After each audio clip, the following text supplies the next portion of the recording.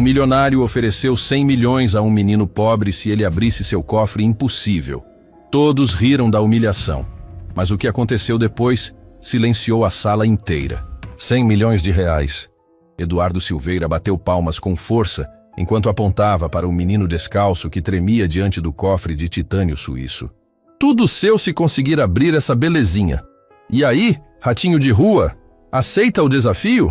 Os 5 executivos que cercavam Eduardo explodiram em gargalhadas tão violentas que alguns precisaram segurar as barrigas. A cena era perfeita demais. Um garoto de 12 anos, com roupas tão rasgadas que mal cobriam seu corpo magro, olhando para o cofre mais caro de São Paulo como se fosse um portal mágico caído do céu. "Isso é melhor que televisão", berrou Gustavo Mendes, magnata do setor imobiliário, batendo na mesa executiva com força. "Eduardo, você é um gênio da diversão. Será que ele sabe contar até 100? Debochou Felipe Cardoso, herdeiro de império farmacêutico, inclinando-se com crueldade brilhando nos olhos. Que dirá entender o que são 100 milhões?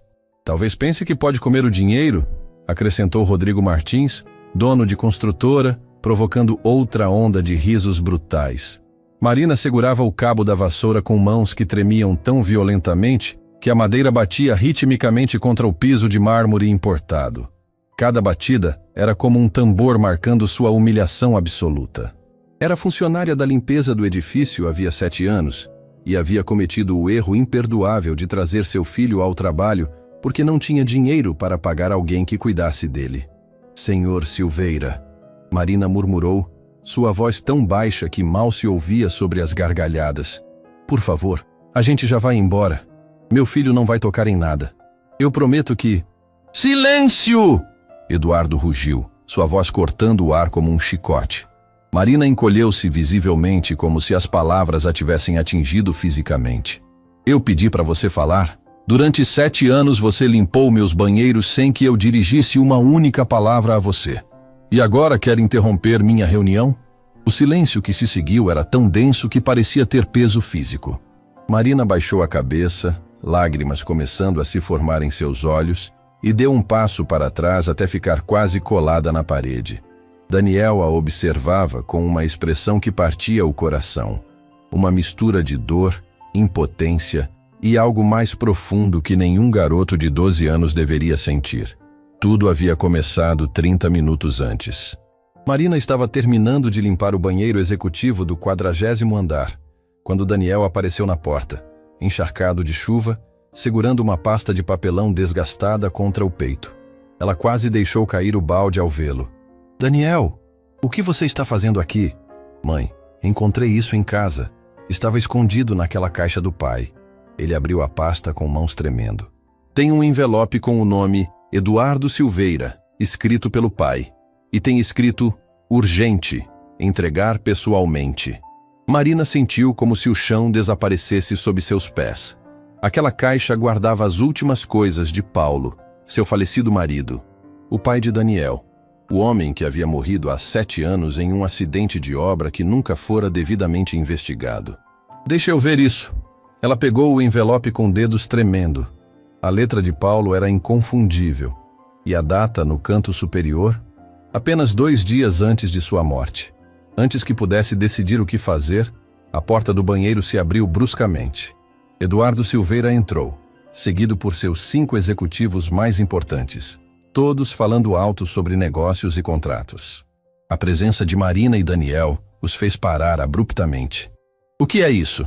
Eduardo perguntou, olhando para mãe e filho como se fossem baratas que haviam invadido sua cozinha. "Quem autorizou gente estranha no andar executivo?" "Senhor Silveira, eu trabalho aqui, sou da limpeza", Marina começou. Mas Eduardo a cortou com um gesto impaciente. "Não me interessa. E quem é esse?" Apontou para Daniel como se fosse um objeto. "É meu filho, senhor. Eu não tinha com quem deixar ele hoje e achou que poderia transformar meu edifício em creche?" Eduardo interrompeu com voz carregada de desdém. "Gustavo, lembra aquele memo que mandamos sobre funcionários trazendo família para o trabalho?" "Lembro. Demissão imediata." Gustavo respondeu com um sorriso cruel. Marina sentiu o mundo girar. Aquele emprego, por mais humilhante que fosse, era tudo o que tinha. Sem ele, Não conseguiria pagar nem o quarto minúsculo onde moravam. Por favor, senhor. Ela caiu de joelhos, lágrimas correndo por seu rosto. Por favor, não me demita. Eu preciso desse emprego. Meu filho precisa comer, precisa de uniforme para a escola. Eu faço qualquer coisa. Trabalho de graça essa semana inteira. Mas por favor, não me demita. Daniel sentiu algo quebrar dentro dele ao ver sua mãe de joelhos, implorando a homens que a olhavam como se fosse lixo. Seus punhos se fecharam com força, unhas cravando nas palmas das mãos. Que patético, Felipe comentou, tirando o celular. Vocês estão vendo isso? Isso deveria estar sendo gravado. Já estou gravando. Rodrigo mostrou seu dispositivo com uma risada maldosa. Isso vai direto para o grupo. Entretenimento garantido. Eduardo observava Marina de joelhos, com expressão que misturava tédio e algo que poderia ser diversão. Então seus olhos notaram o envelope que Daniel ainda segurava. O que você tem aí, garoto? Daniel engoliu seco. É uma carta. Meu pai escreveu para o senhor antes de morrer. Seu pai? Eduardo franziu a testa. E quem era seu pai? Paulo Silva. Ele era engenheiro. Trabalhava para o senhor há 7 anos. O nome atingiu Eduardo como um tapa. Seus olhos se arregalaram brevemente antes de ele recuperar a compostura. Paulo Silva? O engenheiro que morreu naquele acidente na Obra Santana? Não foi acidente. Daniel disse com voz baixa, mas firme. Foi negligência. A empresa terceirizou o trabalho elétrico para quem cobrou mais barato. Houve um curto enquanto meu pai verificava os sistemas. Ele morreu na hora. O silêncio que se seguiu era pesado. Gustavo trocou olhares desconfortáveis com Felipe. Aquela obra havia sido um desastre de relações públicas que custara milhões para abafar. Me dá isso aqui! Eduardo arrancou o envelope das mãos de Daniel com tanta força que rasgou a borda. Abriu e começou a ler. Daniel observou enquanto o rosto do empresário mudava de cor. Primeiro empalideceu, depois ficou vermelho. Seus dedos apertaram o papel com tanta força que amassaram as bordas. De onde você tirou isso? Eduardo perguntou, voz saindo como um rosnado baixo. Estava guardado com as coisas do meu pai. Minha mãe não sabia que existia. Eduardo leu novamente, olhos voando sobre as páginas. Eram números, relatórios, evidências de algo que ele claramente não queria que existisse. Isso é interessante, Eduardo disse finalmente, dobrando os papéis e os colocando no bolso interno do paletó com movimentos deliberadamente calmos. Mas Daniel podia ver a tensão em sua mandíbula, a veia pulsando em sua têmpora. Sabe, garoto, seu pai era um homem inteligente, muito inteligente. Eduardo começou a caminhar em círculos ao redor de Daniel como um predador cercando presa. Mas tinha um defeito. Achava que inteligência valia mais que poder. E olha onde isso o levou. Felipe acrescentou com crueldade calculada. Morto em obra porque não sabia quando manter a boca fechada. Cale a boca! Daniel explodiu, surpreendendo todos com a força em sua voz. Você não tem direito de falar do meu pai. Ele valia mais que todos vocês juntos.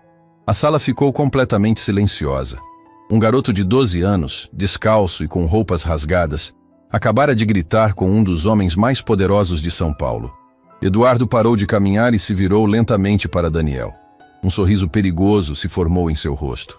Sabe, eu gostei de você, garoto. Tem coragem. Estupidez também, mas principalmente coragem. Ele olhou para os outros executivos.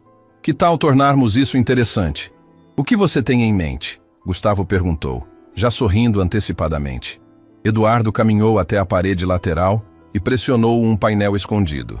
A parede deslizou, revelando um cofre enorme, metálico, com uma roda de combinação e painel digital. Este cofre custou 5 milhões de reais, Eduardo anunciou com orgulho obsceno. Foi fabricado na Suíça pela Schultz & Werner. Tem tecnologia militar, scanners biométricos e um sistema de trava que nem os melhores especialistas do mundo conseguiram abrir sem a combinação correta. Ele se virou para Daniel com aquele sorriso cruel ainda no rosto. Vou fazer uma proposta, ratinho. Se você conseguir abrir este cofre sem usar força, sem ferramentas, apenas descobrindo a combinação, eu te dou 100 milhões de reais. E sua mãe mantém o emprego. Marina soltou um soluço engasgado. Senhor Silveira, por favor, isso é crueldade. Ah, não acha justo? Eduardo a interrompeu com falsa surpresa. Então vamos tornar mais interessante. Se seu filho falhar em abrir o cofre, você é demitida imediatamente. Sem aviso prévio, sem indenização. E garanto que nenhuma outra empresa desta região vai te contratar. Vou me certificar disso pessoalmente. Isso é desumano, Marina chorou, mas Eduardo apenas deu de ombros. É o mundo real, querida. Alguns nascem para servir, outros para serem servidos. Seu filho quer bancar o herói? Deixa ele tentar. Daniel olhou para sua mãe chorando, depois para os homens sorrindo com crueldade e finalmente para o cofre impossível. Sabia que era uma armadilha. Sabia que Eduardo estava usando a situação para humilhá-los ainda mais. Mas também sabia algo que esses homens não sabiam. Eu aceito, Daniel disse com voz firme. Não, Marina gritou. Daniel, não faça isso. Vamos embora. Eu encontro outro emprego. A gente se vira. A gente sempre se vira, mãe. Daniel a interrompeu gentilmente, limpando uma lágrima de seu rosto. Mas já estou cansado de só nos virarmos. Chegou a hora de mudar o jogo. Ele se virou para Eduardo. Mas eu também tenho condições. A sala explodiu em risadas ainda mais altas. O garoto tem condições, Felipe gargalhou. Isso fica cada vez melhor. Quais condições? Eduardo perguntou com diversão mal disfarçada. Se eu abrir o cofre, não quero os 100 milhões para mim, Daniel disse claramente. Quero que esse dinheiro vire um fundo educacional para filhos de funcionários. E quero que minha mãe tenha um trabalho de verdade, não limpando banheiros. E quer mais alguma coisa? Meu carro? Minha empresa? Minha alma? Eduardo zombou, mas havia algo em seus olhos que Daniel não conseguiu decifrar. Só quero dignidade para pessoas que trabalham duro e merecem respeito, Daniel respondeu. O silêncio que se seguiu era diferente. Até os executivos mais cínicos sentiram algo desconfortável se mexendo em seus estômagos. Tudo bem, Eduardo disse finalmente. Você tem 30 minutos. Abre o cofre com suas condições. Falha e sua mãe está demitida com minha garantia pessoal de que nunca mais trabalhará nesta cidade. Ele verificou seu relógio de diamantes. O tempo começa. Agora. Daniel caminhou até o cofre. Suas pernas tremiam, mas ele as forçou a se moverem. Podia ouvir as risadas atrás de si, os comentários cruéis sobre quanto tempo levaria para desistir. Colocou suas mãos sobre a superfície fria do metal e fechou os olhos. Meu pai era engenheiro civil, ele disse em voz alta, surpreendendo a todos. Mas tinha outro emprego, algo que fazia para ganhar dinheiro extra para minha educação. Que tocante, Gustavo zombou. E qual era esse trabalho? Daniel abriu os olhos e olhou diretamente para Eduardo. Ele era especialista em sistemas de segurança. Instalava cofres em empresas e bancos e me ensinava tudo sobre como funcionavam. O sorriso no rosto de Eduardo vacilou pela primeira vez. Você está mentindo, Felipe acusou. Um garoto de 12 anos não sabe nada sobre cofres de segurança militar. Quer que eu prove? Daniel perguntou com uma calma que era assustadora em alguém tão jovem. Ele começou a examinar o cofre, seus dedos traçando o painel de controle com familiaridade estranha. Este é um modelo Schultz & Werner, série SW500. Foi lançado há 3 anos e tem uma vulnerabilidade que a empresa nunca admitiu publicamente. Que vulnerabilidade? Eduardo exigiu, todo o humor anterior evaporando de sua voz. Todos os cofres desta série vêm com um código mestre de fábrica que deveria ser mudado imediatamente após instalação. Daniel explicou, dedos agora se movendo sobre o teclado digital. Mas meu pai descobriu que 82% dos clientes nunca mudam. Só adicionam camadas de segurança em cima sem remover a vulnerabilidade original. Ele apontou para uma placa pequena na base do cofre. O código mestre é sempre baseado no número de série de produção. Seu cofre é série SW595082. Invertido e aplicando o algoritmo padrão da Schultz & Werner, dá 2888595. Os dedos de Daniel se moveram sobre o teclado, digitando os números com confiança. 280595. Por 3 segundos longos, nada aconteceu. Eduardo começou a sorrir, pensando que o garoto havia falhado. Então, o cofre emitiu um bip. E as travas se destravaram com um clique mecânico que ecoou pela sala como um trovão. A porta do cofre se abriu lentamente. O silêncio que se seguiu era absoluto. Os 5 executivos olhavam com expressões de choque total, incapazes de processar o impossível que acabavam de testemunhar. Eduardo Silveira ficou completamente imóvel, seu rosto perdendo toda a cor. Daniel se virou para os homens que haviam rido dele, lágrimas correndo por suas bochechas, mas voz saindo firme e clara. Meu pai me ensinou que os melhores cofres não protegem dinheiro, protegem as lições que aprendemos. Espero que vocês aprendam bem esta lição. E naquele momento, no 40º andar do edifício mais caro de São Paulo, um menino de 12 anos acabara de silenciar as risadas dos homens mais poderosos da cidade. Para sempre. O silêncio na sala era tão absoluto que Daniel podia ouvir seu próprio coração batendo. A porta do cofre permanecia aberta, revelando pilhas de dinheiro, documentos e joias que brilhavam sob a luz artificial. Mas ninguém olhava para o conteúdo. Todos os olhos estavam fixos no menino de 12 anos que acabara de fazer o impossível. Eduardo Silveira foi o primeiro a se mover. Cambaleou para trás e se deixou cair em sua cadeira de couro, o rosto completamente branco. Suas mãos tremiam enquanto ele as pressionava contra a mesa. Isso não é possível, murmurou, mais para si mesmo do que para os outros. Ele trapaceou! Felipe explodiu, jogando seu celular sobre a mesa com força. Tem que ter trapaceado! Ninguém abre um cofre de 5 milhões assim. Como eu trapaceei? Daniel perguntou com uma calma que fazia sua idade parecer uma mentira. Vocês me viram o tempo todo. Não toquei em nada além do teclado. Não usei ferramentas, apenas conhecimento. Rodrigo se levantou abruptamente, derrubando sua cadeira no processo. Eduardo, você não vai mesmo pagar 100 milhões para esse moleque por causa de um truque de sorte. Não foi sorte. A voz de Eduardo saiu baixa, derrotada. Ele sabia exatamente o que estava fazendo. Conhecia o modelo, a vulnerabilidade, o algoritmo. E você sabe como eu sabia? Daniel interrompeu, virando-se para encarar todos os executivos. Porque meu pai passou os últimos 7 anos da vida dele instalando sistemas de segurança para empresas como a de vocês. E cada noite, quando chegava em casa exausto, ele me ensinava, me mostrava os esquemas, explicava as falhas, me treinava para pensar como os fabricantes pensam. Lágrimas começaram a correr por seu rosto, mas sua voz permaneceu firme. Vocês sabem por que ele fazia isso? Porque sonhava que eu teria uma vida melhor que a dele, que eu não precisaria arriscar minha vida em obras perigosas, que eu teria educação, oportunidades, dignidade. E então vocês o mataram, Daniel acusou, apontando diretamente para Eduardo. Escolheram economizar dinheiro em vez de contratar profissionais qualificados. Meu pai morreu eletrocutado porque vocês terceirizaram o trabalho elétrico para a empresa que cobrou mais barato, mesmo sabendo que não tinham certificação adequada. Isso não é verdade. Gustavo se levantou, mas sua voz carecia de convicção. Foi um acidente imprevisível. Mentira! A voz de Marina cortou o ar como um trovão.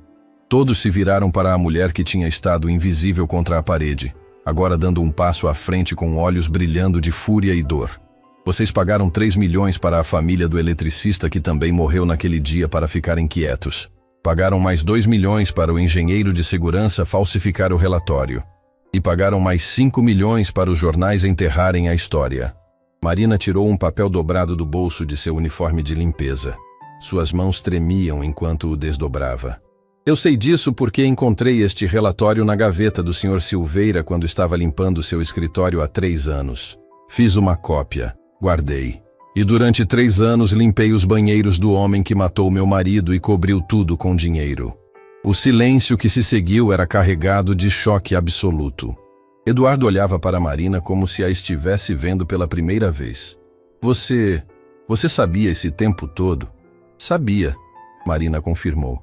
Lágrimas agora caindo livremente. E cada dia que vinha trabalhar aqui era como engolir vidro. Ver o senhor passar por mim sem nem me olhar. Ver seus amigos rindo e bebendo vinho que custava mais que meu salário mensal. Ver a riqueza construída sobre o sangue do meu marido. Então por que não denunciou? Felipe exigiu. Por que não foi à polícia? Porque eu tinha um filho de 5 anos para criar sozinha, Marina gritou, voz quebrando completamente. Porque sem o emprego eu não conseguiria pagar aluguel.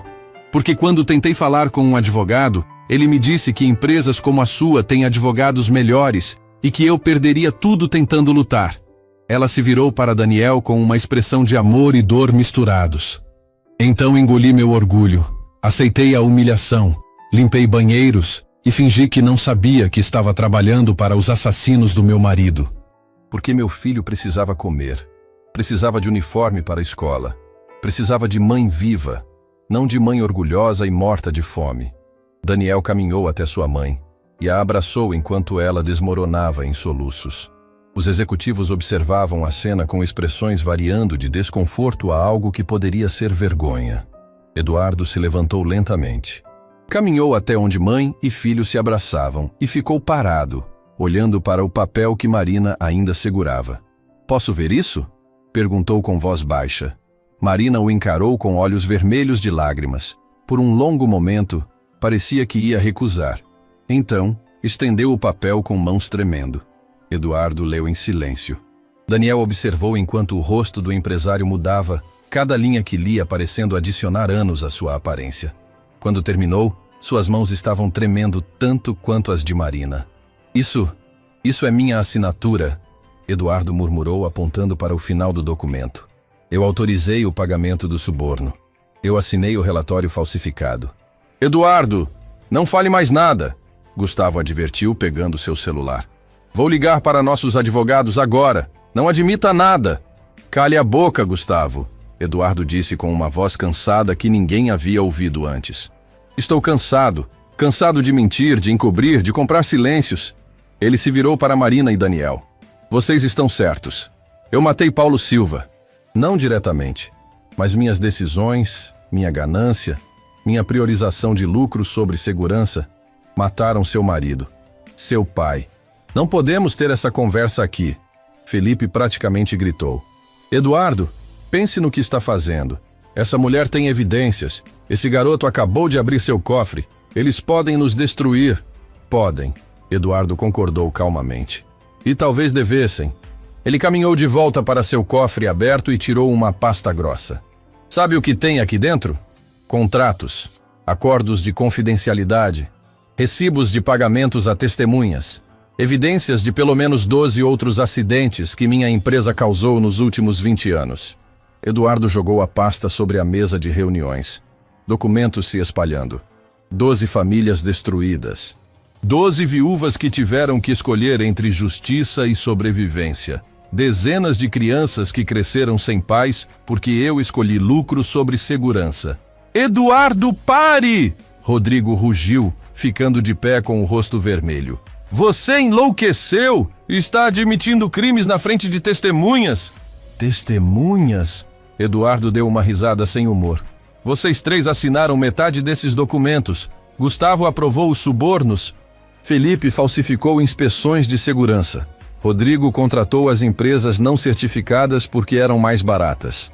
Ele apontou para cada um enquanto falava. "Vocês são tão culpados quanto eu. A diferença é que eu estou cansado de carregar esse peso. Estou cansado de ser monstro." "Isso é porque um moleque abriu seu cofre?" Felipe debochou, embora sua voz tremesse. "Por que uma faxineira guardou um papel?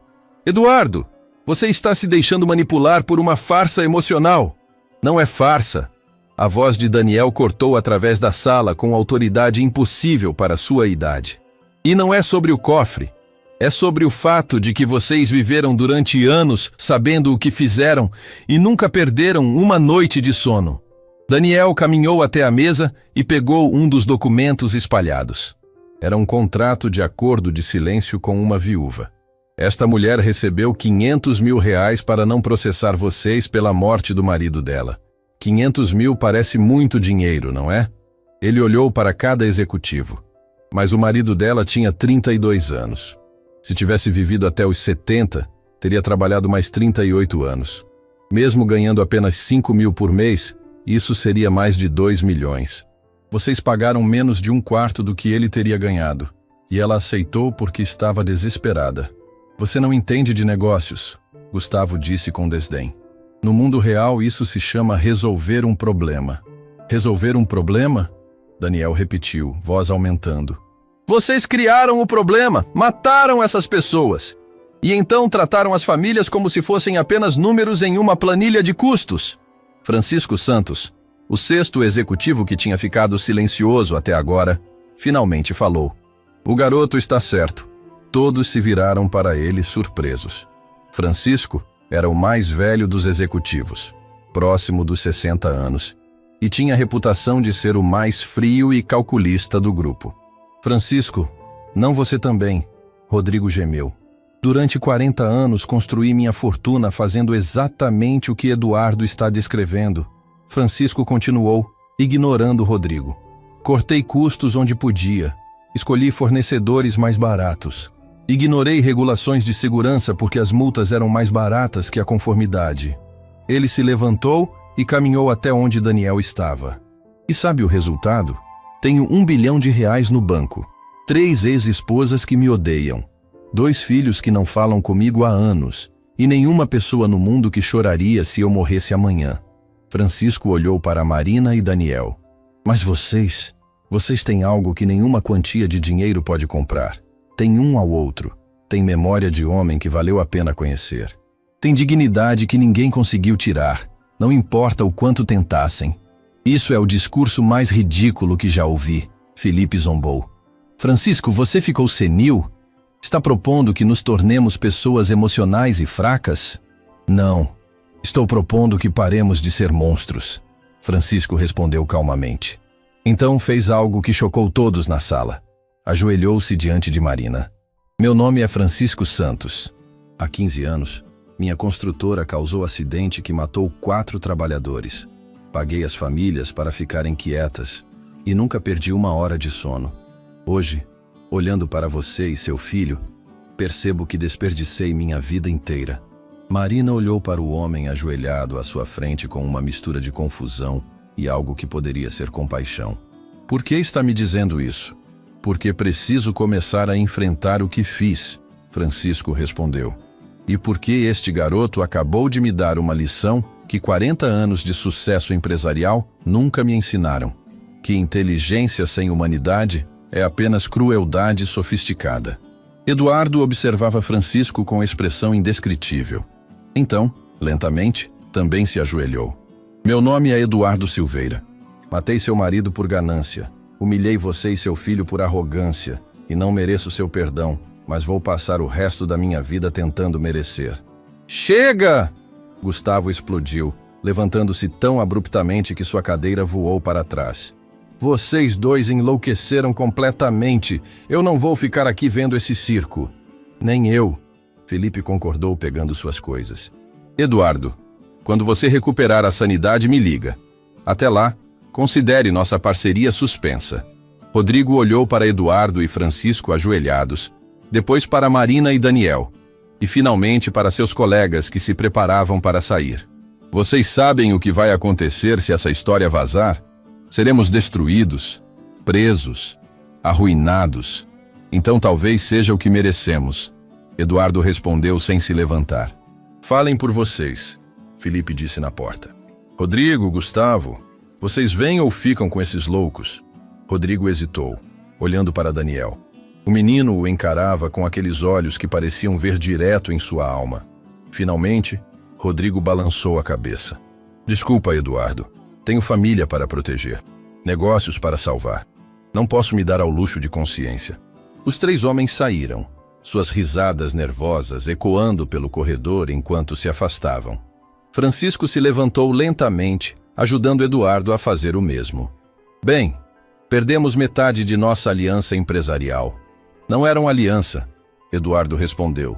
Eram cúmplices. Há diferença. Ele se virou para Daniel. O acordo permanece. R$100 milhões para o fundo educacional. Sua mãe terá posição executiva na empresa, não limpando banheiros.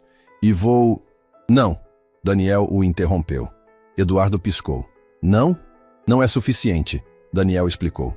100 milhões parecem muito dinheiro. Mas quantos Paulos existem por aí? Quantas Marinas estão limpando banheiros de homens que mataram seus maridos? Quantas crianças estão crescendo sem pais porque empresas escolheram lucro sobre segurança? O que você está propondo? Francisco perguntou com genuína curiosidade. Daniel caminhou até o cofre ainda aberto e pegou um dos documentos.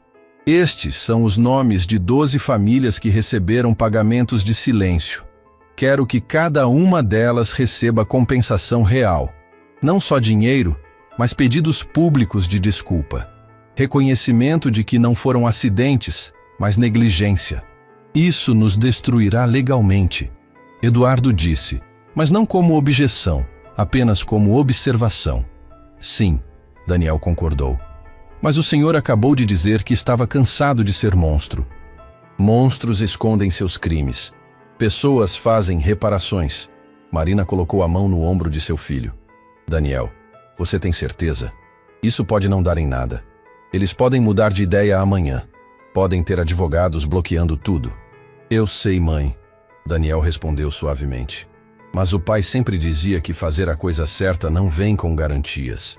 Você faz porque é certo, não porque é seguro. Eduardo e Francisco trocaram olhares. Havia algo passando entre eles.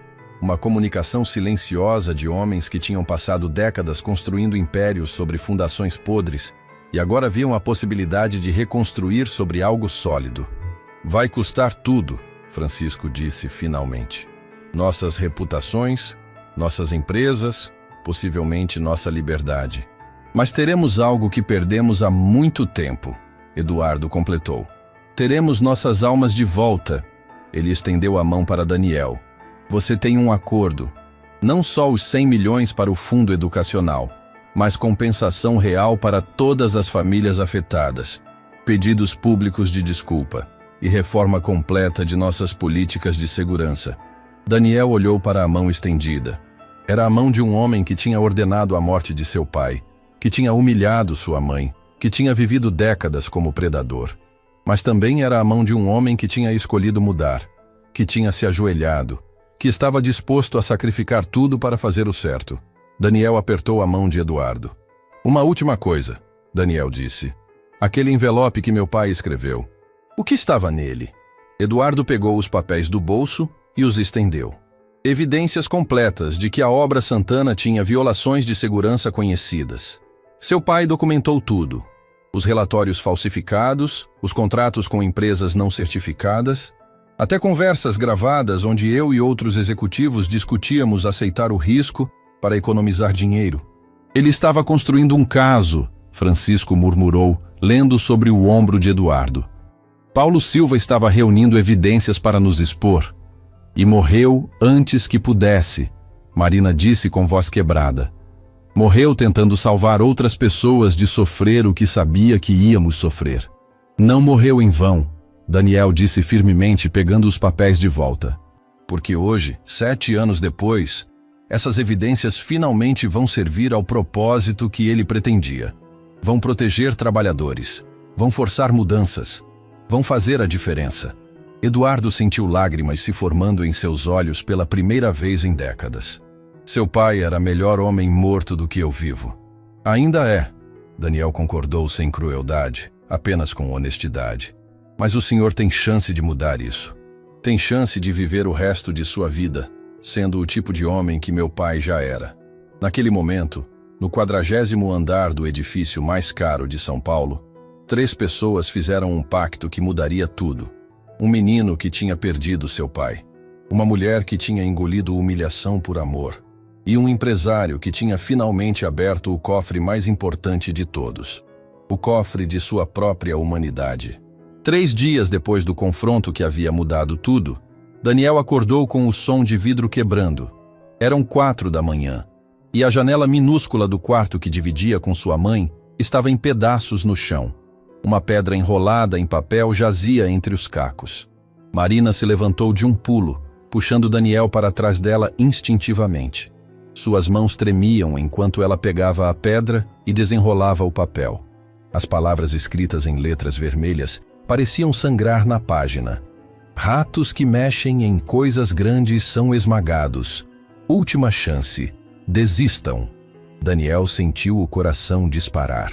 Nos 3 dias desde que havia aberto o cofre de Eduardo, ele e Marina tinham se encontrado com advogados que Eduardo havia contratado para começar o processo de compensação das famílias. Tinham reunido evidências. Tinham começado a construir um caso, mas claramente alguém não estava feliz com isso. Mãe, precisamos ligar para o Eduardo, Daniel disse, já pegando o celular barato que Eduardo havia dado a eles especificamente para emergências. Antes que pudesse discar, o telefone tocou. Era Eduardo, sua voz tensa e urgente. Vocês estão bem? Receberam alguma ameaça? Nossa janela foi quebrada agora mesmo. Marina respondeu, voz tremendo. Tem uma pedra com ameaça. Como você sabia? Porque minha casa foi invadida esta noite. Levaram cópias de todos os documentos que estávamos reunindo. As evidências originais que seu marido compilou desapareceram. Daniel sentiu como se tivesse levado um soco no estômago. Mas você tinha feito cópias, certo? Tinha. Estavam em um cofre diferente no meu escritório. A voz de Eduardo era pesada de derrota. Fui lá há 1 hora. O cofre estava aberto, vazio. Alguém conhecia o código. Como isso é possível? Marina perguntou. Mas Daniel já sabia a resposta. Os outros executivos, ele disse. Felipe, Gustavo e Rodrigo. Eles sabiam os códigos dos seus cofres, não é? O silêncio de Eduardo confirmou tudo. Precisamos nos encontrar, Eduardo disse finalmente. Minha casa não é segura. Seu apartamento também não. Conheço um lugar. Vou mandar o endereço. 1 hora depois, Daniel e Marina estavam em um pequeno café na periferia da cidade, tão diferente dos lugares luxuosos onde Eduardo normalmente frequentava que parecia outro mundo. Eduardo já estava lá, acompanhado de Francisco Santos. Ambos os homens pareciam ter envelhecido 10 anos em 3 dias. Eles se moveram rápido, Francisco disse sem preâmbulos quando Daniel e Marina se sentaram. Mais rápido e mais brutal do que esperávamos. O que mais aconteceu? Daniel perguntou, embora parte dele não quisesse saber. Eduardo tirou um tablet e mostrou uma série de notícias online. As manchetes faziam o sangue de Daniel gelar. Empresário Eduardo Silveira sob investigação por fraude. Possível esquema de extorsão usando criança como fachada. Faxineira acusa patrão de assédio. Especialistas questionam motivos. Eles estão destruindo nossa credibilidade antes que possamos expor a verdade. Marina sussurrou, lendo as notícias com um horror crescente. Pior que isso, Francisco adicionou deslizando para outra manchete. Olhem esta. Especialista em segurança questiona a legitimidade de garoto prodígio. Possível fraude elaborada. O artigo incluía entrevista com um suposto especialista em cofres dizendo que era estatisticamente impossível que uma criança de 12 anos pudesse abrir um cofre Schultz & Werner sem ter sido treinada por profissionais, implicando que tudo era uma farsa elaborada. Eles estão pintando vocês como golpistas, Eduardo disse com raiva em sua voz. Como se tivessem planejado tudo para me extorquir. E está funcionando. Francisco apontou para a seção de comentários. Centenas de pessoas já tinham deixado mensagens chamando Daniel de ator, Marina de oportunista e Eduardo de idiota que caiu em golpe óbvio.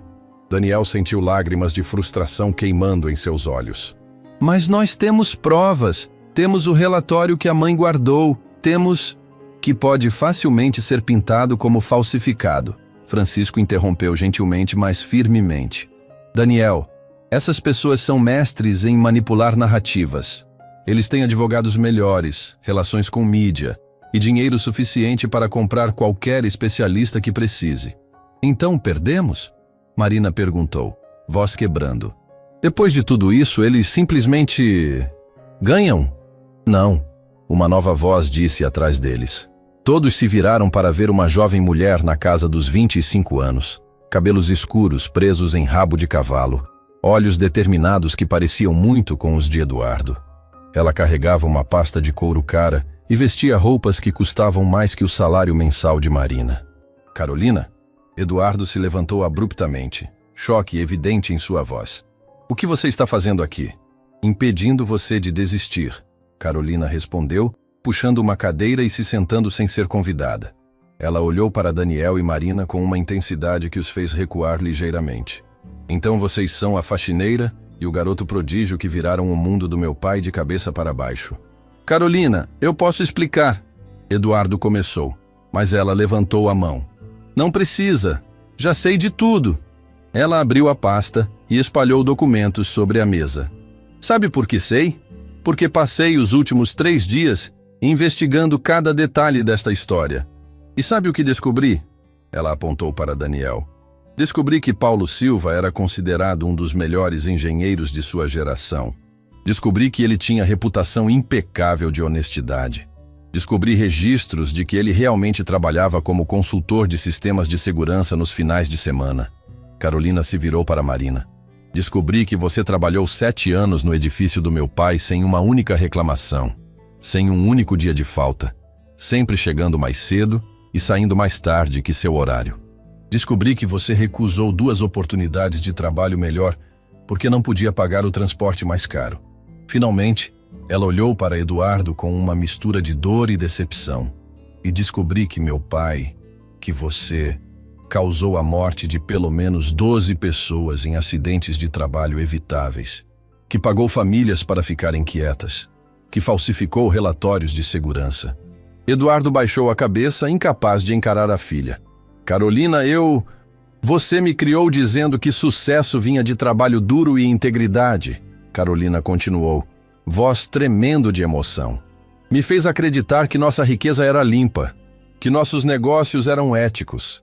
E agora descubro que cada centavo que pagou minha educação na Europa, cada jantar caro, cada roupa de grife, tudo está manchado de sangue. Lágrimas começaram a correr por seu rosto, mas ela não as limpou.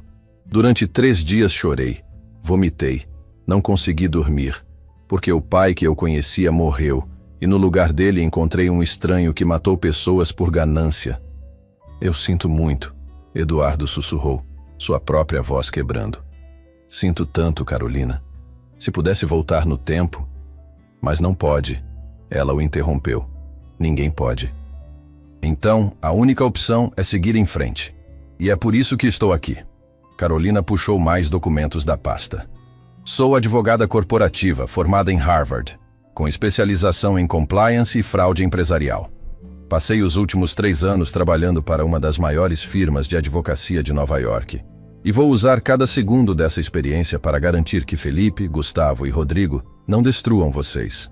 Por quê? Daniel perguntou suavemente. Por que você nos ajudaria? Nós destruímos seu pai. Não. Carolina olhou diretamente para ele. Vocês salvaram meu pai. Pela primeira vez na vida dele, ele está tentando fazer a coisa certa. E eu não vou deixar que homens piores que ele era destruam essa chance de redenção. Ela espalhou mais papéis sobre a mesa. Passei a noite investigando Felipe, Gustavo e Rodrigo. E descobri coisas que eles definitivamente não querem que sejam públicas. Que tipo de coisas? Francisco se inclinou para frente com interesse. Felipe Cardoso, herdeiro farmacêutico? Sua empresa está sendo investigada por vender medicamentos falsificados para hospitais públicos. Gustavo Mendes, magnata imobiliário, tem esquema de lavagem de dinheiro através de propriedades fantasmas. Rodrigo Martins, dono de construtora, suborna inspetores de obras sistematicamente. Carolina sorriu, mas não era um sorriso gentil. Eles pensam que podem destruir vocês expondo a verdade? Vamos ver como se sentem quando a verdade deles vier à tona. Isso é... Marina hesitou. Isso não é meio vingativo? Não é vingança. É justiça. Carolina respondeu firmemente. Essas informações são reais, documentadas e de interesse público. A única diferença é que agora temos motivação para expô-las. Daniel observou Carolina com admiração crescente. Ela tinha a mesma inteligência afiada do pai, mas direcionada para algo construtivo, em vez de destrutivo. Tem mais uma coisa, Carolina continuou, sua expressão ficando mais séria. Preciso que entendam o perigo real que enfrentam. Esses homens não vão apenas destruir suas reputações. Eles vão tentar destruir suas vidas. Como se fosse uma deixa sinistra, o celular de Eduardo tocou. Ele olhou para a tela e empalideceu. É da escola de Daniel. Marina pegou o telefone com mãos tremendo. A conversa que se seguiu fez o sangue de Daniel gelar. Quando ela desligou, estava branca como papel. A diretora disse que o assistente social foi à escola hoje. Está questionando se sou mãe adequada. Disseram que receberam denúncia anônima de que estou envolvendo Daniel em esquemas criminosos, que estou usando ele para extorquir pessoas ricas. Eles vão tentar tirar meu filho de mim, Marina sussurrou, voz quebrando completamente. Vão usar o sistema contra nós. Daniel sentiu pânico absoluto pela primeira vez. Podiam destruir reputações, roubar evidências, até ameaçar com violência. Mas separar ele de sua mãe? Isso era impensável. Não vão conseguir, Carolina disse com convicção absoluta. Tenho contatos no serviço social. Vou fazer ligações agora mesmo. Mas vocês precisam entender. Ela olhou entre Marina e Daniel. Isso vai piorar antes de melhorar. Eles vão atacar de todos os ângulos. Vão tornar suas vidas um inferno. Então o que fazemos? Daniel perguntou, tentando manter a voz firme apesar do medo que sentia. Carolina se levantou, pegando sua pasta. Fazemos o que eles não esperam. Não nos escondemos. Não esperamos eles definirem a narrativa. Nós atacamos primeiro. Como? Francisco perguntou. Convocamos uma coletiva de imprensa, Carolina anunciou. Hoje à tarde. Antes que eles tenham tempo de solidificar suas mentiras, chamamos todos os jornais, todas as TVs, todas as rádios e contamos toda a verdade. Eles vão nos destruir, Eduardo murmurou. A mídia vai me crucificar. Sim, Carolina concordou sem hesitação. Vão. Mas sabe o que mais vão fazer? Vão investigar. E quando investigarem, vão encontrar tudo sobre Felipe, Gustavo e Rodrigo também. Vão descobrir que isso é muito maior que apenas você. Ela se virou para Daniel. Mas há um porém. Você vai ter que falar. Na frente de câmeras, repórteres, do mundo inteiro. Vai ter que contar sua história. Mostrar quem você realmente é. Acha que consegue fazer isso? Daniel olhou para sua mãe, que o observava com olhos cheios de medo e orgulho misturados. Pensou em seu pai, que havia morrido tentando expor a verdade. Pensou nas 12 outras famílias que tinham sofrido em silêncio. Consigo, ele disse, voz saindo mais firme do que sentia. Então vamos fazer história, Carolina disse com um sorriso feroz. Porque se esses homens querem uma guerra, vamos dar a eles uma que nunca vão esquecer. Enquanto saíam do café, Daniel não percebeu o carro escuro estacionado do outro lado da rua. Dentro dele, Felipe Cardoso observava através de lentes escuras, celular na mão. Eles estão planejando coletiva de imprensa, Felipe falou no telefone. Hoje à tarde. Do outro lado, a voz de Gustavo era carregada de raiva. Não vamos deixar isso acontecer.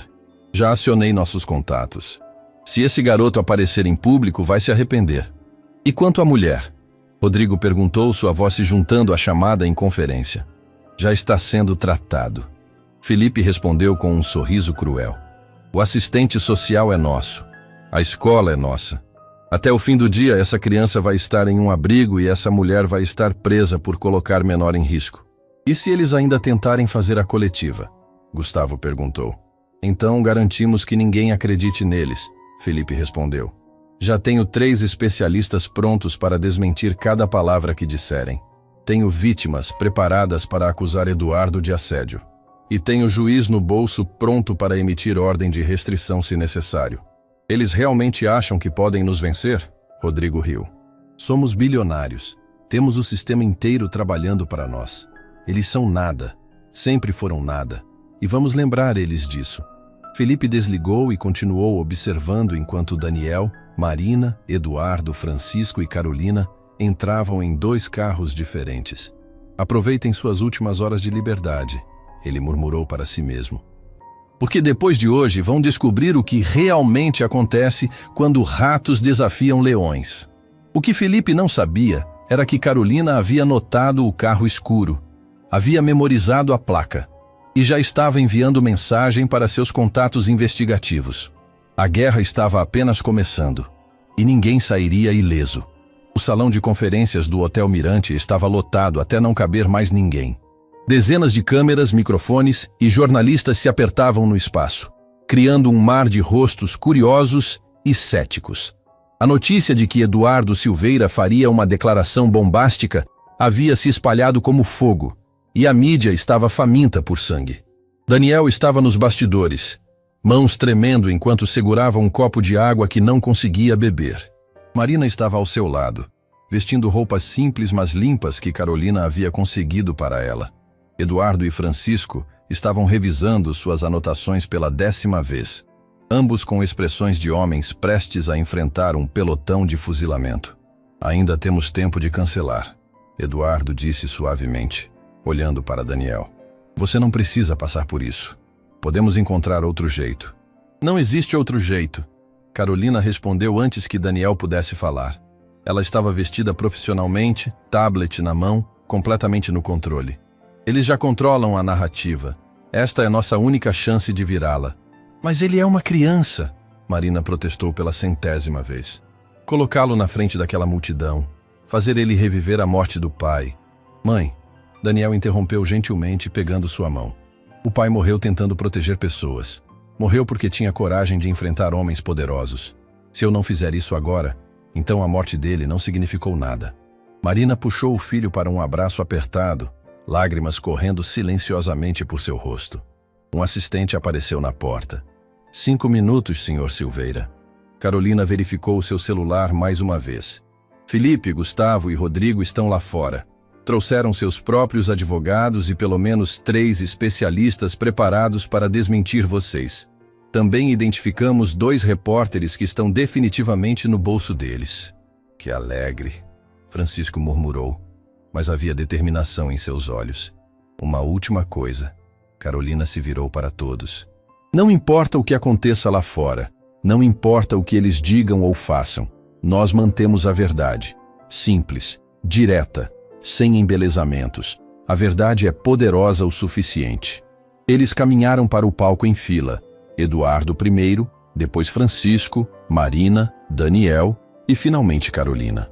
O barulho da sala foi gradualmente diminuindo até um silêncio tenso, enquanto eles se posicionavam atrás do pódio. Eduardo se aproximou dos microfones, respirou fundo e começou. Meu nome é Eduardo Silveira. Durante 30 anos construí um império empresarial valendo mais de 2 bilhões de reais. E construí esse império sobre os corpos de pelo menos 12 pessoas que morreram porque eu escolhi lucro sobre segurança. O silêncio explodiu em murmúrios chocados. Câmeras clicaram furiosamente. Repórteres gritaram perguntas que Eduardo ignorou. Há 7 anos, um dos meus melhores engenheiros, Paulo Silva, morreu eletrocutado em uma obra. Paguei sua família para ficar quieta. Falsifiquei relatórios de inspeção. Cobri tudo com dinheiro. Eduardo fez uma pausa, lágrimas se formando em seus olhos. E durante 7 anos, a viúva dele limpou meus banheiros enquanto eu fingia que ela não existia. Ele gesticulou para Marina. Esta mulher trabalhou para mim durante 7 anos. 7 anos limpando a sujeira de um homem que matou seu marido. E eu nunca falei uma palavra com ela até alguns dias atrás. Mentira! Uma voz cortou do fundo da sala. Felipe Cardoso se levantou, acompanhado por Gustavo e Rodrigo. Todos os 3 vestiam ternos impecáveis e expressões de indignação calculada. Isso é uma farsa. Felipe continuou, caminhando em direção ao palco. Eduardo Silveira está tendo um colapso nervoso e está sendo manipulado por golpistas. Por favor, mantenha a ordem, Carolina disse no microfone. Voz calma, mas firme. Haverá tempo para perguntas. Perguntas? Gustavo riu alto. Vocês querem que façamos perguntas? Tragam os especialistas. 3 homens de terno se levantaram em diferentes partes da sala. O primeiro se aproximou do palco com uma prancheta. Sou o professor Henrique Alves, especialista em sistemas de segurança. Analisei as alegações de que uma criança de 12 anos abriu um cofre Schultz & Werner série SW500 e posso afirmar categoricamente que é impossível. Ele virou para enfrentar as câmeras. Esses cofres possuem tecnologia militar. Mesmo especialistas com décadas de experiência não conseguiriam abrir sem a combinação correta. A ideia de que uma criança fez isso é absurda, a menos que a combinação fosse fornecida previamente. O segundo especialista acrescentou, levantando-se. O que sugere fortemente que tudo foi encenado. Daniel sentiu suas bochechas queimando. Sabia que isso viria, mas ouvir especialistas chamando-o de mentiroso na frente do mundo inteiro era mais doloroso do que imaginara. Posso responder a isso? Daniel perguntou baixinho para Carolina. Ela assentiu e ajustou o microfone para sua altura. Daniel caminhou para a frente, forçando suas pernas a não tremerem. Professor Alves, o senhor disse que é especialista em sistemas de segurança. Pode me dizer qual é a vulnerabilidade conhecida dos cofres Schultz & Werner série SW500? O professor piscou, claramente não esperando ser questionado. Não existe vulnerabilidade conhecida. É por isso que são considerados os mais seguros. Errado, Daniel respondeu calmamente. Ele acenou para Carolina, que projetou uma imagem em uma tela atrás deles. Era um diagrama técnico de um cofre. Os cofres série SW500, lançados entre os anos específicos, têm um código mestre de fábrica baseado no número de série invertido. 82% dos compradores nunca mudam esse código mestre, apenas adicionam camadas de segurança biométrica em cima. Daniel apontou para diferentes partes do diagrama. Meu pai, Paulo Silva, documentou essa vulnerabilidade enquanto trabalhava como consultor de segurança. Ele descobriu que a própria Schultz & Werner sabia disso, mas não comunicava aos clientes porque reduziria as vendas. Isso é ridículo, o professor protestou, mas sua voz soava menos confiante. Carolina interveio, projetando outro documento. Este é um relatório interno da Schultz & Werner de 3 anos atrás, obtido através de fontes legais, admitindo exatamente essa vulnerabilidade e recomendando que não fosse tornada pública. O murmúrio na sala aumentou. Repórteres começaram a gritar perguntas para o professor, que subitamente parecia muito menos confiante. Ainda assim, o terceiro especialista se levantou. Isso não prova que o garoto realmente abriu o cofre. Poderia ter sido encenado. Eu filmei tudo, uma nova voz disse da plateia. Todos se viraram para ver Rodrigo Martins se levantando, segurando seu celular. No dia da suposta abertura do cofre, eu estava gravando toda a interação para entretenimento. Tenho o vídeo completo.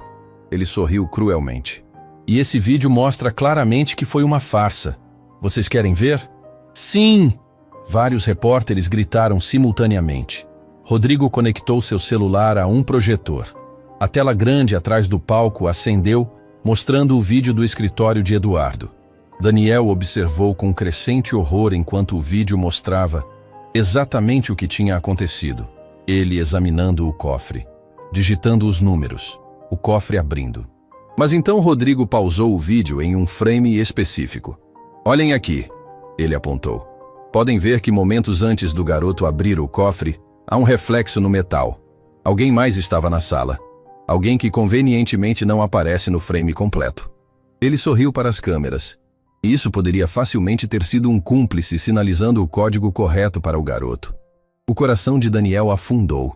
O vídeo era real, mas a interpretação estava sendo distorcida perfeitamente para fazer tudo parecer falso. Isso é manipulação, Marina gritou no microfone. Vocês estão pegando evidência real e distorcendo. Estou, Rodrigo desafiou. Ou estou simplesmente apontando inconsistências óbvias? Porque, francamente, toda essa história parece conveniente demais.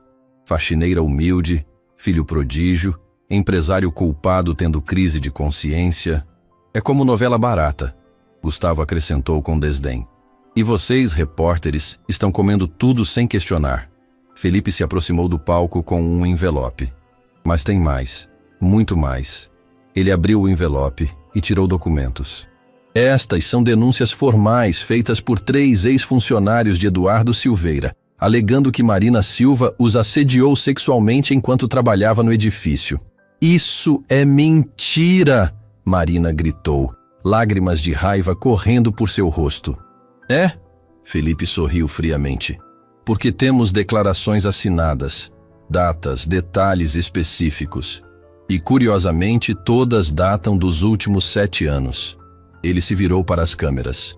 Parece que Marina Silva não é a vítima inocente que está sendo pintada. Parece que ela tem histórico de comportamento inadequado.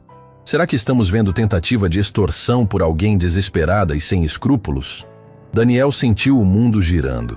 Estava acontecendo exatamente o que Carolina havia previsto. Eles estavam destruindo a credibilidade de sua mãe, transformando vítima em vilã. Mas espera, tem mais. Gustavo se juntou, claramente adorando o show. Também temos relatórios da escola de Daniel Silva indicando comportamento problemático, brigas, roubo, mentiras compulsivas. Isso é tudo mentira! Daniel gritou no microfone, voz quebrando. Daniel, calma! Carolina sussurrou. Mas Daniel estava além de calmaria. Vocês estão mentindo sobre tudo, inventando documentos, subornando pessoas, distorcendo evidências. Prova. Felipe disse, simplesmente abrindo os braços. Mostre provas de que estamos mentindo.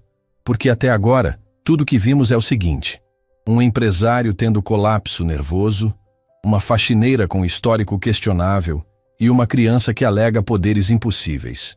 O silêncio que se seguiu era devastador.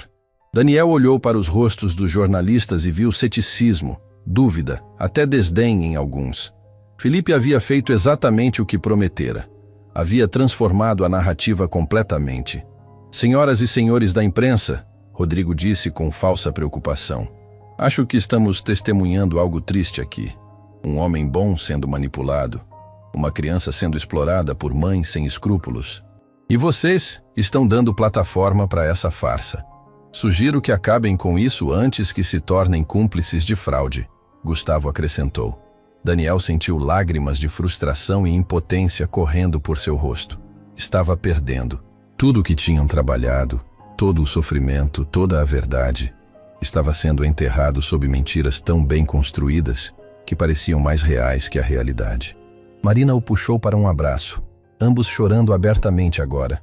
Eduardo e Francisco pareciam derrotados. Mesmo Carolina parecia estar sem palavras. Felipe, Gustavo e Rodrigo começaram a se virar para sair, claramente satisfeitos com a destruição que haviam causado. E então a porta do fundo da sala se abriu. Uma mulher entrou, acompanhada por 2 outras pessoas. Ela era mais velha, talvez 40 anos, com olhos vermelhos de choro, mas expressão determinada. Meu nome é Teresa Oliveira, ela disse em voz alta, silenciando a sala. E há 5 anos meu marido morreu em um acidente de obra da empresa de Eduardo Silveira. Felipe parou no meio do caminho, rosto empalidecendo. Fui paga R$2 milhões para ficar quieta. Teresa continuou caminhando para a frente. Assinei acordo de confidencialidade.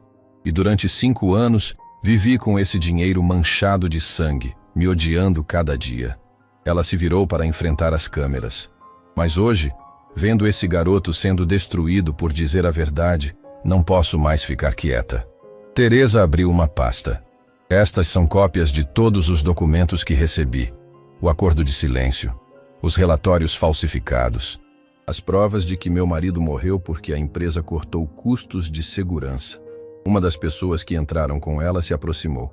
Meu nome é Roberto Dias. Perdi meu irmão há 3 anos. Também fui pago para ficar quieto. E também estou aqui para dizer a verdade.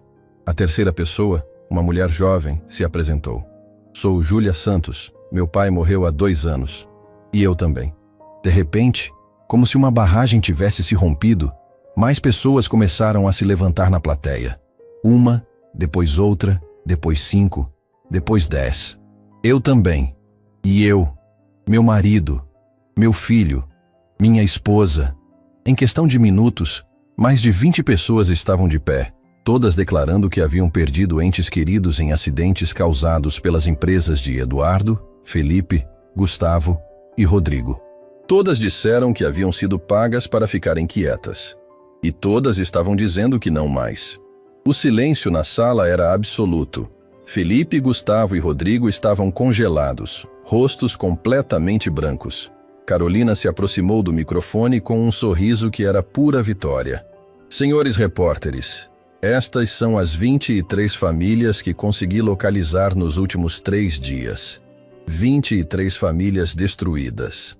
23 mortes evitáveis. E isto, ela levantou um tablet, é apenas o começo. Temos documentos, gravações, e-mails, mensagens de texto mostrando como esses 3 homens sistematicamente encobriram crimes, subornaram autoridades e destruíram qualquer um que ameaçasse expô-los. Carolina apontou para Felipe, Gustavo e Rodrigo. Vocês queriam provas? Aqui estão suas provas. Não das alegações contra Daniel e Marina, que são todas fabricadas e podem ser facilmente desmentidas, mas provas contra vocês. Isso é inadmissível, Felipe gaguejou, mas sua voz carecia de força. É admissível em tribunal, Carolina respondeu friamente. E vai ser, porque todos esses documentos já foram entregues ao Ministério Público esta manhã. Há mandados sendo preparados enquanto falamos. Como se tivesse sido coreografado, as portas da sala se abriram e policiais entraram. Felipe Cardoso, Gustavo Mendes, Rodrigo Martins, o delegado anunciou. Estão presos por suspeita de homicídio culposo, falsificação de documentos, suborno de autoridades e conspiração para obstruir justiça. O caos explodiu. Câmeras clicaram furiosamente. Repórteres gritaram perguntas. E enquanto os 3 homens eram algemados e levados, seus rostos de choque e terror foram capturados por dezenas de ângulos. Daniel observou tudo como se estivesse em um sonho. Minutos atrás, estava derrotado. Agora, Carolina se ajoelhou na frente dele. Você fez isso. Sua coragem de falar inspirou essas pessoas a finalmente contarem suas histórias. Sem você, elas teriam continuado em silêncio.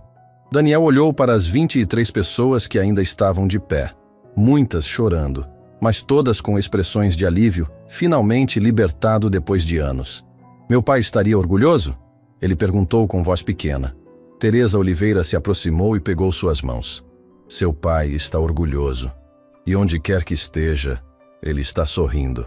Eduardo se aproximou das famílias, lágrimas correndo por seu rosto. Eu sei que não posso desfazer o que fiz. Sei que nenhuma quantidade de dinheiro pode trazer seus entes queridos de volta. Mas vou passar cada dia restante da minha vida tentando fazer reparações. Vamos responsabilizá-lo por isso, Teresa disse firmemente, mas não sem compaixão. Todos nós vamos. E naquele momento, numa sala de conferência que minutos antes havia sido campo de batalha, algo milagroso aconteceu. Vítimas e perpetrador começaram a conversar. Não era perdão, ainda não, mas era o primeiro passo em direção a algo que poderia, eventualmente, se tornar cura. A coletiva de imprensa terminou 3 horas depois. E quando Daniel finalmente saiu do hotel, de mãos dadas com sua mãe, o sol estava se pondo em um céu alaranjado. Acabou? Marina perguntou suavemente. Não, Carolina respondeu, juntando-se a eles. Ainda tem muito trabalho. Julgamentos, compensações, reformas. Mas o pior passou, Eduardo acrescentou.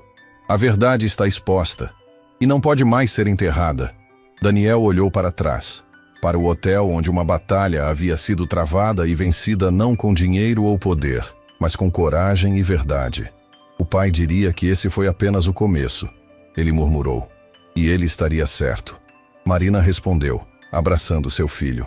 Porque histórias de justiça nunca terminam com uma única batalha. Elas continuam, evoluem, crescem e inspiram outras a começar. 6 meses depois, Daniel ajustou a gravata que ainda parecia estranha em seu pescoço. Aos 13 anos, vestir terno para uma cerimônia oficial ainda era território desconhecido. Mas Marina havia insistido que este dia merecia roupas especiais. Você está lindo, Marina disse, ajeitando o colarinho do filho. Ela própria estava diferente. Cabelos cortados profissionalmente, vestido elegante, mas simples, e algo em seus olhos que Daniel não via há anos. Paz. Estavam no saguão do recém-reformado Centro Educacional Paulo Silva, um prédio de 3 andares que antes era um armazém abandonado e agora brilhava com tinta fresca e esperança renovada. Em 2 horas, 100 famílias chegariam para a cerimônia de inauguração do fundo educacional que mudaria suas vidas. Nervoso? Carolina perguntou, aproximando-se. Nos 6 meses desde a coletiva de imprensa, ela havia se tornado não apenas aliada, mas praticamente família. Sua relação com Eduardo ainda era complicada. Feridas tão profundas não curavam rapidamente, mas estavam tentando. Aterrorizado, Daniel admitiu. Vou ter que fazer um discurso na frente de toda aquela gente. Você enfrentou bilionários cruéis numa sala cheia de câmeras. Carolina sorriu. Comparado àquilo, isso é fichinha. Eduardo apareceu de um corredor lateral acompanhado de Francisco. Ambos os homens tinham envelhecido visivelmente nos últimos meses. Não de forma negativa, mas como se tivessem finalmente permitido que o peso de seus erros se mostrasse em seus rostos. Eduardo havia perdido pelo menos 10 quilos, e Francisco tinha mais cabelos brancos do que antes. As cadeiras estão todas posicionadas, Eduardo anunciou. Os técnicos de som fizeram o teste final. Os certificados estão prontos. Ele fez uma pausa, olhando ao redor do espaço que haviam criado. As paredes estavam cobertas com fotos das 23 famílias que haviam falado na coletiva, mais outras 12 que haviam se manifestado depois. No centro do saguão, uma fonte de água fluía tranquilamente, com uma placa que dizia: "Em memória de todos aqueles que perdemos, que suas histórias se tornem rios de mudança." Paulo ficaria orgulhoso, Francisco disse suavemente, colocando a mão no ombro de Marina. "De tudo isso, de você, do Daniel, da coragem que vocês tiveram." Marina limpou uma lágrima. Nos 6 meses desde a coletiva, muita coisa havia mudado. Os julgamentos de Felipe, Gustavo e Rodrigo estavam em andamento. Os 3 enfrentavam acusações de homicídio culposo, fraude e dezenas de outros crimes. As empresas deles estavam sendo desmontadas, ativos vendidos para pagar compensações. Eduardo e Francisco também enfrentavam processos, mas de natureza diferente. Haviam se declarado culpados imediatamente, cooperado totalmente com as investigações e dedicado cada centavo que podiam para reparações. Ainda assim, ambos sabiam que provavelmente passariam tempo na prisão. "Não importa o que o juiz decidir", Eduardo havia dito semanas atrás. "Vale a pena. Pela primeira vez em décadas consigo me olhar no espelho." Um grupo de crianças entrou correndo pelo saguão, rindo e brincando. Eram alguns dos primeiros beneficiários do fundo, filhos de famílias que tinham perdido pais, mães, irmãos nas obras fatais. Agora tinham bolsas completas, mentores, apoio psicológico e, mais importante, esperança. "Senhor Daniel", uma menina de 8 anos correu até ele. Chamava-se Sofia, filha de um trabalhador que havia morrido 5 anos atrás. "Olha o que aprendi." Ela abriu um caderno mostrando problemas de matemática perfeitamente resolvidos. Daniel se ajoelhou para ficar na altura dela. "Isso está incrível, Sofia. Você está indo tão bem." "É porque agora tenho tempo para estudar." Ela disse com seriedade que quebrava o coração. "Antes eu tinha que trabalhar ajudando minha mãe a vender coisas na rua. Mas agora ela tem emprego de verdade e eu posso ir para a escola todo dia." A mãe de Sofia se aproximou limpando lágrimas. "Não sei como agradecer. Vocês nos devolveram o futuro." "O futuro sempre foi seu", Marina disse gentilmente. "Nós apenas removemos os obstáculos que não deveriam existir." Mais famílias começaram a chegar. Teresa Oliveira, que havia sido a primeira a se manifestar na coletiva, entrou com seus 3 filhos. Roberto Dias trouxe a mãe idosa, que chorou ao ver a foto de seu filho falecido na parede. Júlia Santos estava acompanhada do namorado, ambos estudantes universitários agora. "Nunca pensei que veria este dia", Teresa disse, abraçando Daniel e Marina. "Passei 5 anos me odiando por aceitar o dinheiro de sangue, mas vocês transformaram essa dor em algo bonito." Francisco se aproximou dela, visivelmente nervoso. "Teresa, eu sei que não tenho direito de pedir nada, mas... posso falar com você?" Teresa o encarou com expressão indecifrada. Nos 6 meses desde a coletiva, ela e Francisco haviam conversado algumas vezes durante as reuniões de planejamento do fundo, mas sempre mantendo distância profissional. "Pode falar", ela disse finalmente. Preciso dizer que sinto muito. Pelo seu marido, pela sua dor, por ter escolhido dinheiro em vez de fazer o certo." Francisco tinha lágrimas nos olhos. "Sei que desculpas não trazem ninguém de volta, mas estou tentando viver de forma que honre a memória de todos aqueles que meus erros tiraram deste mundo." Teresa ficou em silêncio por um longo momento. Então, surpreendendo todos, estendeu a mão.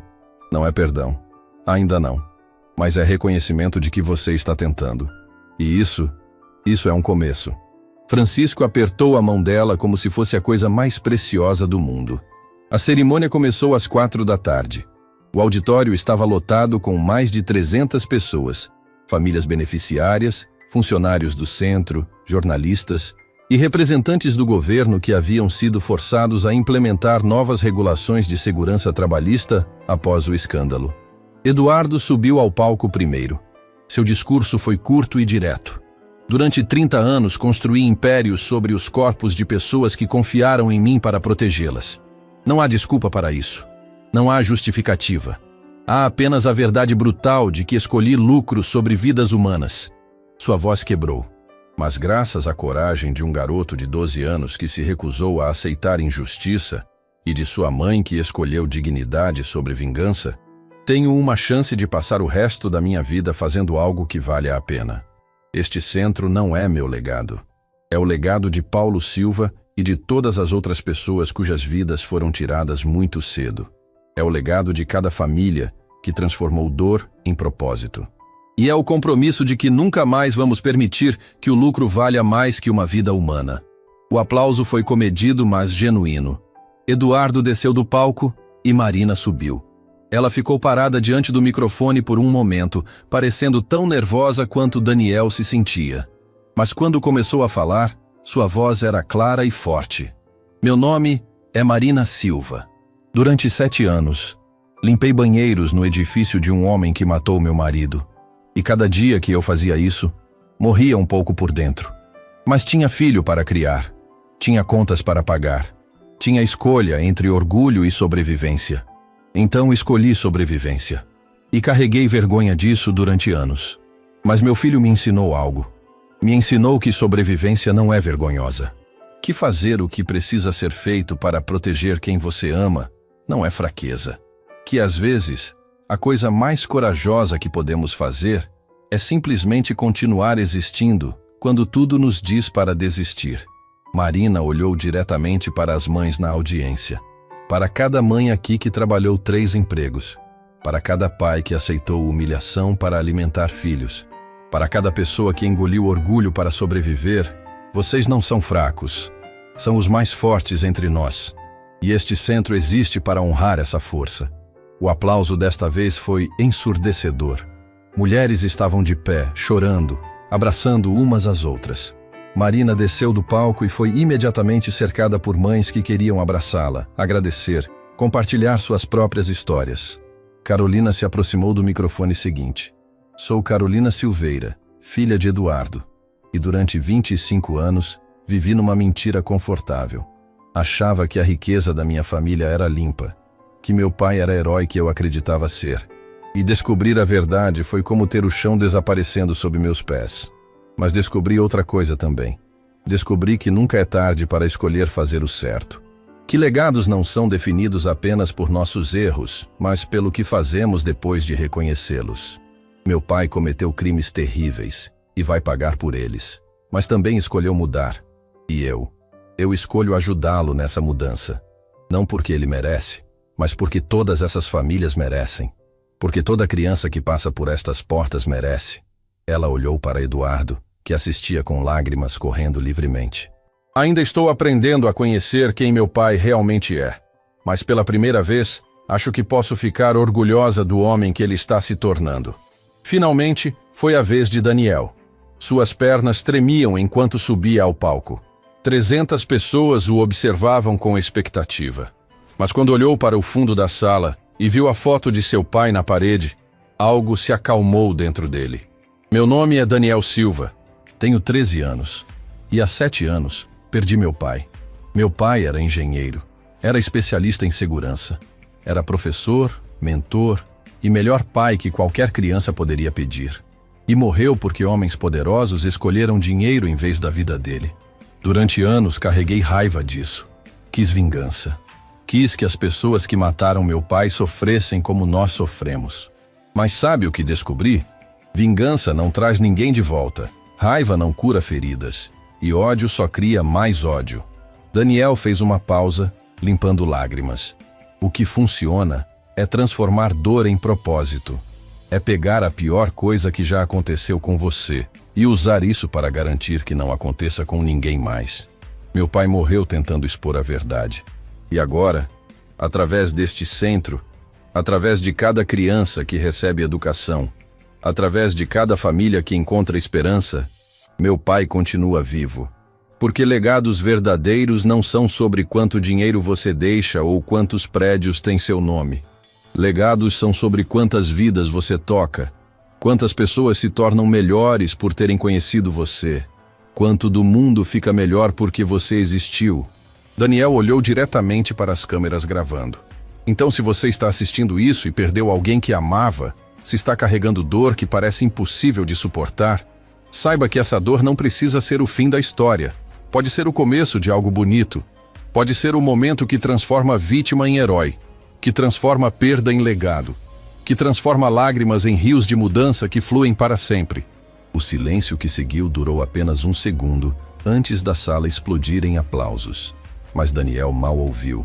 Estava olhando para sua mãe, que o observava com mais amor e orgulho do que palavras poderiam expressar. Quando desceu do palco, Sofia correu até ele e o abraçou com força. Quando eu crescer, ela disse com voz determinada, vou ser como você, vou ajudar pessoas, vou fazer meu pai ficar orgulhoso lá do céu. Daniel se ajoelhou e segurou os ombros dela. Sofia, seu pai, já está orgulhoso. E você não precisa esperar crescer para ajudar pessoas. Só de estar aqui, só de estudar e sonhar e se recusar a desistir, você já está fazendo diferença. A cerimônia continuou com distribuição de certificados, apresentações dos programas de mentoria e tours pelo centro. Mas Daniel se afastou em algum momento, precisando de ar. Encontrou Marina do lado de fora, sentada em um banco, olhando para o céu que começava a escurecer. Você foi incrível lá dentro, ela disse quando ele se sentou ao lado. Aprendi com a melhor. Daniel respondeu, apoiando a cabeça em seu ombro. Ficaram sentados em silêncio por um momento, apenas sendo mãe e filho, sobreviventes, guerreiros. Mãe, Daniel disse finalmente, você acha que o pai pode nos ver agora? Marina olhou para as primeiras estrelas começando a aparecer. Acho que seu pai está em cada criança que entra por aquelas portas. Em cada família que encontra esperança, em cada momento que escolhemos fazer o certo mesmo quando é difícil. Então sim, ela puxou o filho mais perto. Ele não só pode nos ver, ele está aqui, em tudo isso, para sempre. E enquanto o Centro Educacional Paulo Silva brilhava com luz e vida atrás deles, mãe e filho sentaram juntos sob as estrelas, sabendo que haviam honrado o legado de um homem bom, e que esse legado nunca, jamais morreria. No dia seguinte à inauguração, Daniel acordou antes do sol nascer. Marina já estava preparando café, vestindo roupas confortáveis e carregando flores frescas. Pronto? Ela perguntou suavemente. Pronto, Daniel confirmou. Eduardo, Francisco e Carolina os esperavam no estacionamento. O silêncio durante a viagem ao cemitério era pesado demais para palavras. Quando chegaram ao túmulo de Paulo Silva, encontraram algo inesperado. Teresa Oliveira, Roberto Dias, Júlia Santos e pelo menos 15 outras famílias já estavam lá, visitando seus próprios entes queridos perdidos. Quando soubemos que viriam hoje, sentimos que deveríamos estar aqui também, Teresa explicou. Unidos. Paulo teria amado saber que não está sozinho, Marina disse, voz emocionada. Ao lado da lápide simples estava uma jabuticabeira jovem, pronta para ser plantada. Francisco e Eduardo começaram a cavar, suando e sujando as mãos de formas que provavelmente nunca haviam feito. Daniel os ajudou com pá menor. Logo, 10 pessoas cavavam juntas. Quando o buraco estava pronto, Daniel tirou algo do bolso. A primeira chave mestra que Paulo lhe havia dado. Quero enterrar isso com a árvore, explicou, voz tremendo, para que as raízes cresçam ao redor dela. Para que parte do pai sempre esteja aqui. Marina assentiu através das lágrimas. Daniel colocou a chave no fundo e juntos plantaram a árvore. Quando terminaram, Francisco colocou uma placa de bronze.